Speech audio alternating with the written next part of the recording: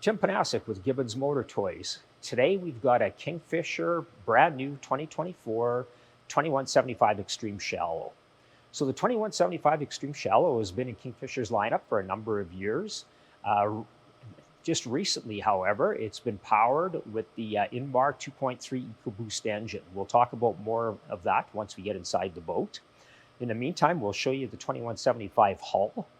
Starting at the bow of the boat, first of all, this is a big boat. So it's 93 inches wide and it's 22 feet 5 inches long. So it's almost a 22-foot boat.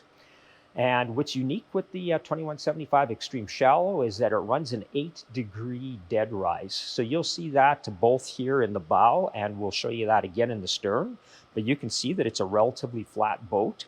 You can see the extra extrusions that are welded on it. This is going to be a strong boat. This is designed, you can pull it up on shore pretty much anywhere. There's nothing to hurt here.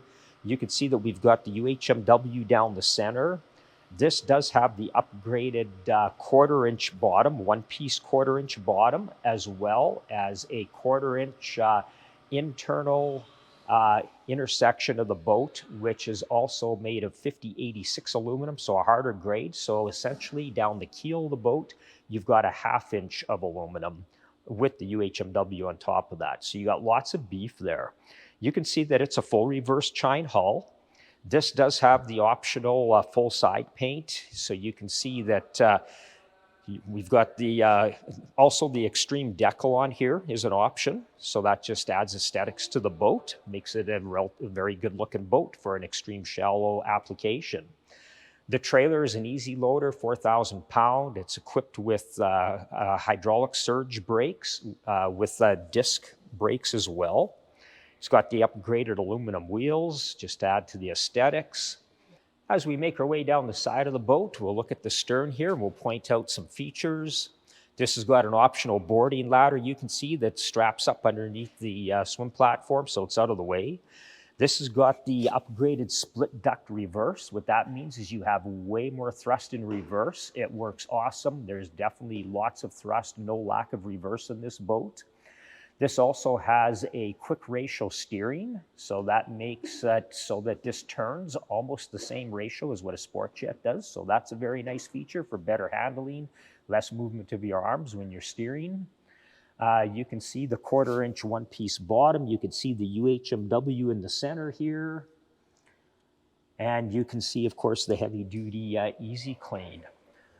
Also, we've left the canvas on for right now, so you've seen the bow cover in the front. You can see the cockpit cover here, so you can see the way that that all fits. So we just thought we'd show that before we pull the canvas off and get to the interior of the boat.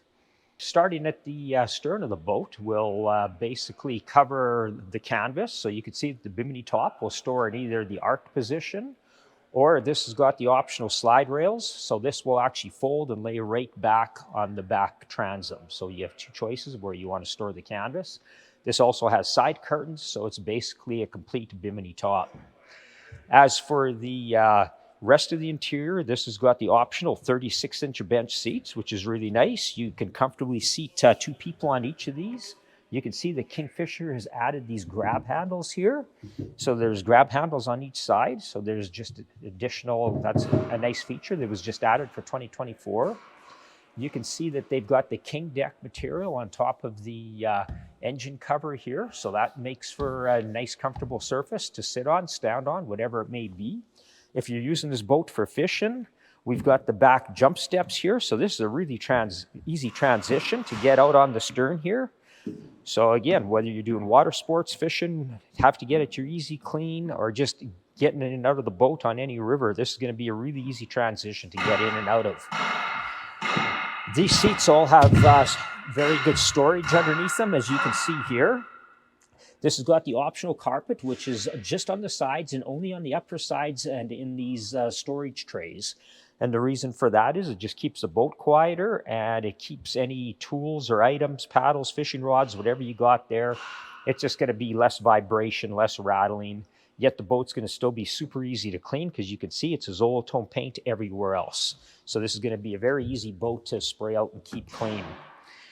We'll show you the back storage here. So the jump steps are easily removed there. This, again, is just more storage. or you can put a second battery there if you choose to. Same goes with this side, other than this is where the battery is going to live. So this is going to be your main battery here. This boat hasn't been PDI'd yet, so that's why there's no battery in there at this point. You can see that there's the 4 cup holders here. Cowling is very easy to get up, and here you've got full access to the engine. I want to address a few things with the 2.3 EcoBoost. So this engine's been in the jet boat market for a few years, and it's had some bad raps, and I want to address that because there's some reasons for that. And not every manufacturer's treated these the same. We've put a lot of effort into making this engine work, and I'm happy to say that we feel very confident that this engine's going to be very reliable, and the smoothness, the performance of it, weight for the power that it produces and the fuel economy, very difficult to beat. Some of the issues that happened with other manufacturers and in the earlier years was the cooling system in particular. So this has now got a new cooling system, and in layman's terms, what we've done is we've redirected water pressures. This was initially what was happening is there was too much water pressure getting to the intercooler. So when you start getting that kind of pressure, and the other thing is that when you're in Western Canada, our water temperatures here can also be very cool. So there was also a difference with where people were having trouble depending on what kind of water temperatures they were running in, which nobody really thought about. So to address that, what we've done is we've redirected to control the pressure to the intercooler. Plus we've got a relief hole that's drilled on the intake so that if there is excessive moisture in the intake, it's going to bleed out. So what that was causing in the past was spark plugs to foul. So that issue's been resolved. There's also a heavy-duty sand trap here that you can see right here. So that's going to be very easy to service. If you ever pick up any, you run in shallow water, you got sand, this is very easy to just drain. You can actually drain it while the engine's running or off, either or. It'll just pump the sand right out. So that's a really nice feature. And the other thing is that we have a telltale over the side of the boat now, which is, again, part of the water pressure control method. But the nice part here is we literally have a telltale, just like an outboard motor. So if you do have a restricted intake, you're going to see it right away. Okay, looking towards the front of the cockpit, you can see the way the dash is laid out. Lots of room for electronics on the dash. This does have an optional hydronic heater, so you got vents here that are going to blow on the windshield. So that's going to keep your, obviously for defrost, for heat in the boat, if you got the top up, this heating system is going to keep this interior very warm. This has got the upgraded Rivermaster seats with the flip-up armrests, extra thick padding, so these are very, very comfortable. The seating position on this boat is awesome. I've got lots of room here. I can reach my controls, my steering wheel with ease. The most important thing is I can stand up really easily, and I can transition from standing up to sitting down, and which is very important for most jet boaters. We've also got the grab handles up here on both sides, so that's a nice feature. You can see we got 2 more cup holders here. We have a decent sized glove box. These seats also flip up, and underneath this is the 18-inch storage boxes. These are optional, but the nice part about these is these provide absolutely dry storage. You can see the way the lip here goes over the outside of the box. Anything you put in these boxes is going to stay dry. To get to the bow, windshield, of course, flips open. This has also got this lower piece that closes up, which is really nice in the fact of keeping the wind and weather out of the cockpit. So now you've got access to a very spacious bow. And again, for fishing, for getting in and out of the boat, to look at how simple this is and look at all the walking space you have. And on top of this, you've got this extra storage space. So here, this piece comes out and you've got storage here and on both sides. So you've got really a lot of storage space in this boat. So overall, this boat's designed to carry a good load and do it in shallow water conditions. As far as who the Kingfisher 2175 Extreme Shallow boat is meant for, Really, it's meant for anybody looking to be out on the river. Obviously, you're going to be able to accommodate a large group of people or a lot of gear. So whether you're hunting, fishing, just cruising the river with lots of people for, summertime activities, all of the above, it's going to work really, really well. This boat's going to get you into really shallow water conditions. It's going to steer and handle really well. This 8-degree hull does steer and handle well.